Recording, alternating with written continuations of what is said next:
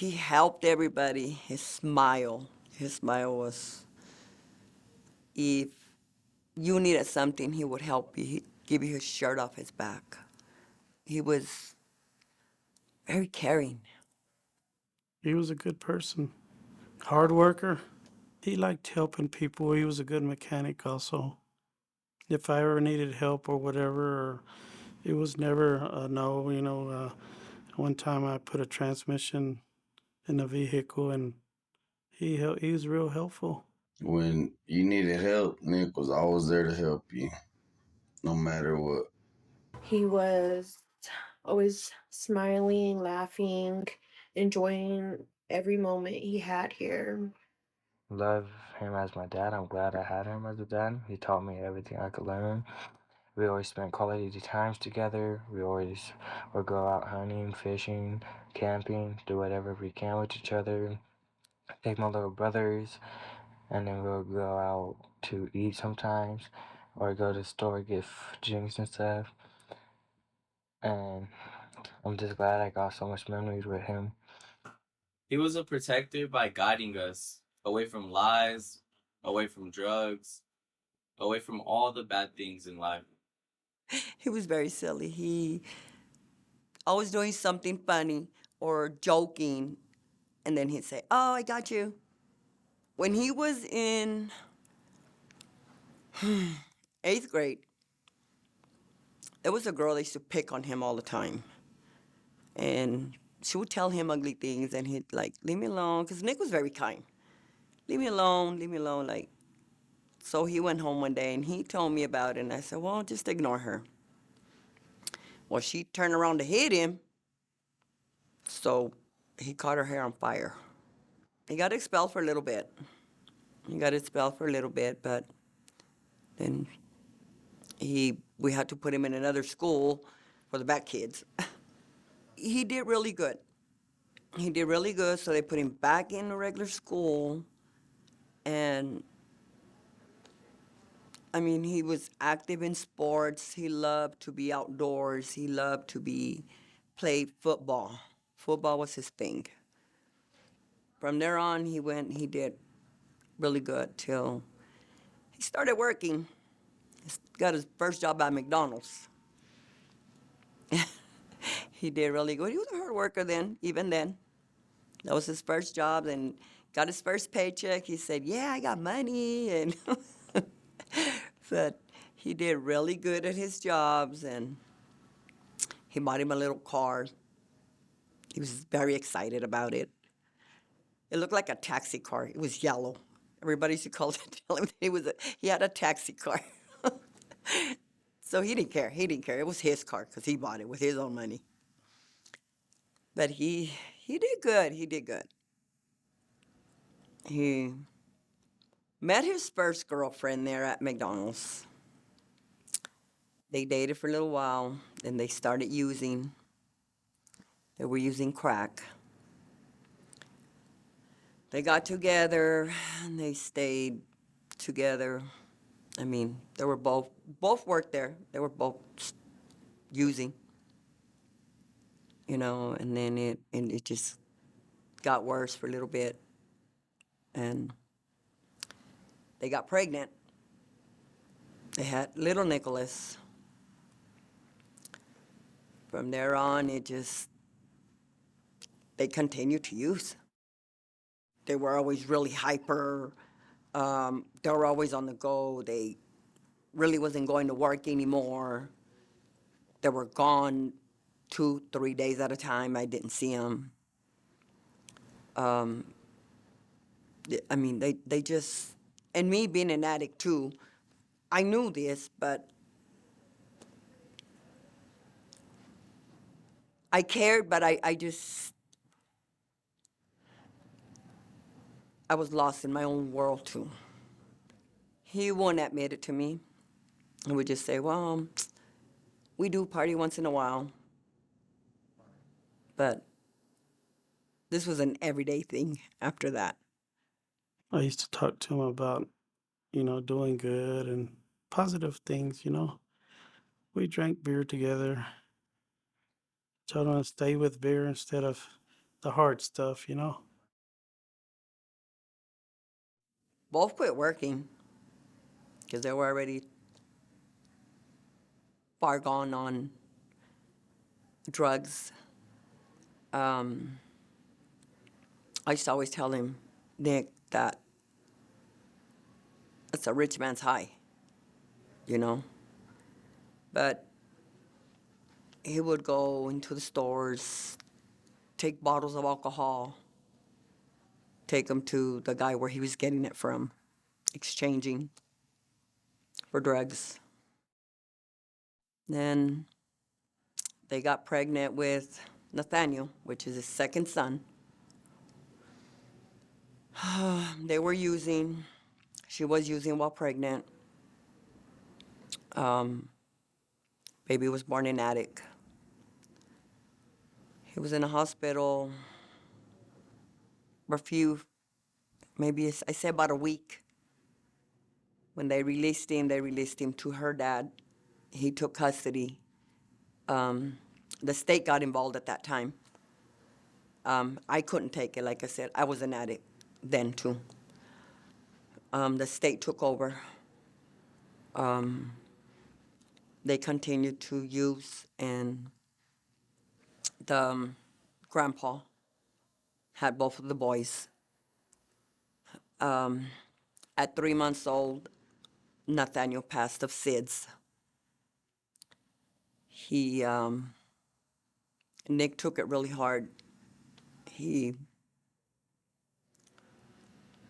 suffered mentally, emotional, with the baby's death. For the baby's funeral, had to have him sedated because he kept saying he heard voices and heard voices, and so I had him sedated through the whole funeral. I got him into mental health. They gave him Adderall. He started abusing it, and abusing it. From that, he went into methamphetamines. After, say, 2 years, right after the baby died, a few months later, they separated. She went to rehab. He started seeing somebody else. She had 3 kids of her own.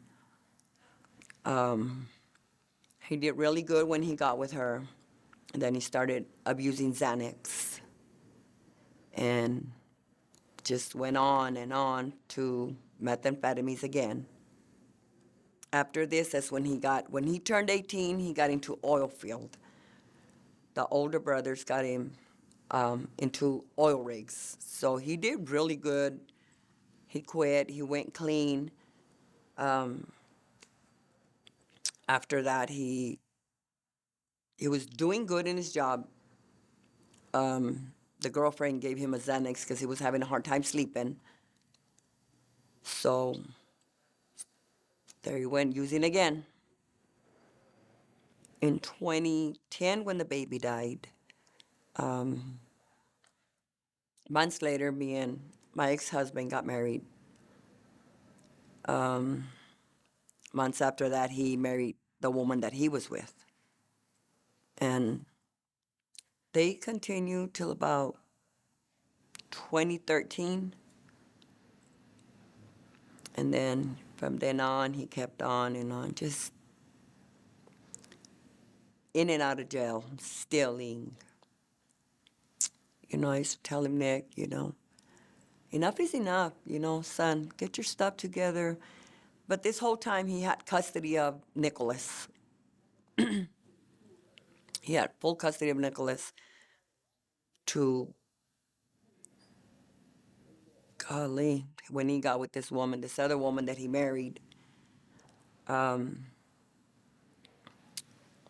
I said, she gave him Xanax. He continued to use, but he kept working through the whole time.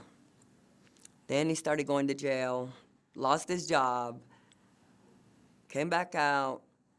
The last time that he went to jail, I said, Nick, I'm sending you to a Christian rehab. if this is what you want, you're serious about it, I will talk to the judge and we can do this. And he said, I promise you, Mom, I'll do good. He did good. We sent him to the Christian rehab. He was there in 2014. He helped with the new people that were coming in. He would help them, lead them to the Lord, you know, doing Bible studies. He went to a Victory Home in Artesia, New Mexico, for addicts, recovering addicts. He did really good then. 20, he got out February 1st of 2015. He met his third wife, married 3 times, met his third wife. They did really good together. They were really good. She was good to him. He was good to her. She got pregnant. She had 3 kids of her own, and he loved them. The kids loved him. He loved the kids. They became pregnant. We had little Nevin. And there was Lucas, Anaya, Aaliyah, and they all loved Daddy. That was their daddy. Till he started using again. And she would tell him, Nick, stop. You know, I go in the middle of the night. Nick's using again. Here I go in the middle of the night. I don't know how many times I been out there to talk to him, to take the stuff from him, you know. And I was like, oh my God. So finally, the baby was born. He did good. He did good. He got her into oil field. They were doing really good. He showed her everything that she needed to know to be in oil field with him. So started using. He continued to use. He continued to use his whole life. One of the girls that he had been partying with, she called me. She said, Nick OD'd. He's in the emergency room. So there I go. I told the nurse, are you not going to do anything? He was sitting there with his eyes rolled back. I told the nurse, do something. I can't do anything. I said, can you please give me some ice? She said, what do you want ice for? I said, please bring me some ice. She brought me some ice. And I said, son, I'm sorry. I put the ice on his private. He snapped out of it. He said, why are you hitting me? Well, open your eyes and look at me. Snap out of it, Nick. And he went, eyes rolled again. I said, oh, Lord. So I was hitting him and slapping him, and he finally came to. The ice on his private did it. That did it. It woke him up. So they took him to the back, and I told the nurse, please let me go back there with him. He's not going to listen to you. No, we have him. He's fine. They took me to the lobby. 2 minutes later, here she comes. Miss Trujillo, can you come help me with Nick? He's not listening. He wants to get off the... So they had him tied down, and so I went in there and I said, Nick, stop. He ended up in ICU for a few days because the doctor said he had more methamphetamines in his system than to kill an elephant. I said, wow. I said, son, like, you have to leave this stuff alone already. You know, in 2002, I cleaned up. I've been a recovered addict for almost 21 years. You know, I got on my knees and I said, as my first grandson was born, and I said, you know, Lord, if you take this addiction from me, I will never in my life touch it again. And he did just that. Surgeries, through everything, ibuprofen is all I take, and God. That's it. I don't know where he got it from. I know he was not using fentanyl. he had went to prison in 2019. October 29th of 2020, we lost my nephew. We're all a very close family. October 30th of 2020, he lost his dad. November 8th of 2020, they murdered my other nephew. Nick got out of prison November 14th of 2020. He did really good. He did really, really good. He got a job with his older brother. He was working. He was very excited. By that time, when he was still in prison, his wife divorced him. So he lost everything, kids and everything. He was very depressed. He got out of prison. She would let him see the kids. He'd have to go to another little town, 15 minutes from there, to go see the kids. And he would go see them as much as possible. He started drinking. But he would drink there at the house. He was always with either my daughter, Crystal, or with my granddaughters there at the house if he wasn't working. Like they say, alcohol leads to something else, right?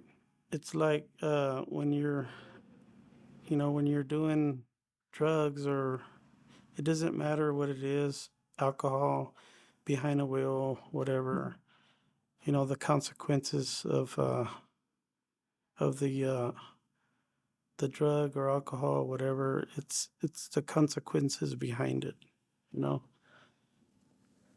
We would sneak around so I could see the baby because I wasn't able to see Nevin. So we would sneak around. He would bring the baby to me, and he would tell him, "Don't tell your mom. Don't tell mom that you've seen grandma." So they were there at the house. My daughter-in-law came in from Colorado for spring break to bring the kids. That night, I went to bed at, last time I seen the clock was 1:37. I had to be up at 4 to be able to get ready to go to work. At 3:30, Nick's oldest son, Nicholas, came to my room and he said, "Grandma, my dad's in the bathroom and his lips are purple." I said, "What, Nick?" He said, "My dad's in the bathroom and his lips are purple." I jumped out of bed. I remember he was playing White Aversion. He just kept playing over and over. There was a gap. It's a gap that we have under the door. And he said, "Look, Grandma, look under there." So I looked. I kept hitting the door. And he said, "Nick, open the door. Open the door, Nick. Open the door, Nick." And I kept hitting the door. And he won't open it.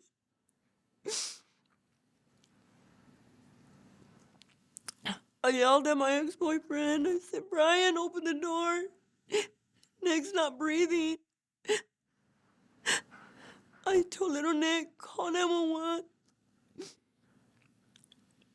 Brian opened the door. He pulled him out. He was giving him CPR.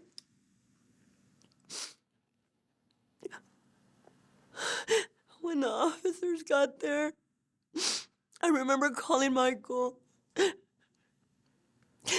I said, "Michael, Nick's not breathing." He said, "Why, Mom? What's going on?" I said, "I don't know. He's got a foil in his hand, and he's got a blue pill on it, Nick." "Michael, I don't know. Michael got there. By that time, the officers were there. An ambulance. Little Nick was on the phone with 911. They told him to. I remember the officer telling the dispatch, telling him, "Put me on speaker." They had him on speaker, and Nicholas and Brian pulled him out of the bathroom. Brian was giving him CPR. The officers got there. Michael got there. Then the rest of the kids got there. I remember yelling, "Lord, why? Bring him back to me, please." I remember it was cold. It was cold that morning. The kids got there.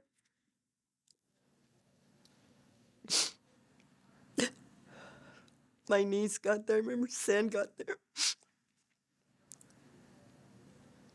They were giving him CPR. They administered Narcan to him. They didn't do anything. They didn't do anything to him. And then the ambulance got there.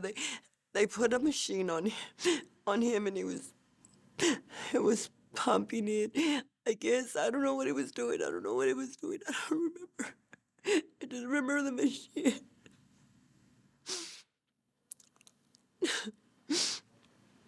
Later on, I found out it was fentanyl. We were just too late to get to him. We took too long. We could have saved him, but we took too long. I remember the day they called me. It was 3:30 a.m. I thought it was a big dream. Then I went to my mom's and realized it wasn't.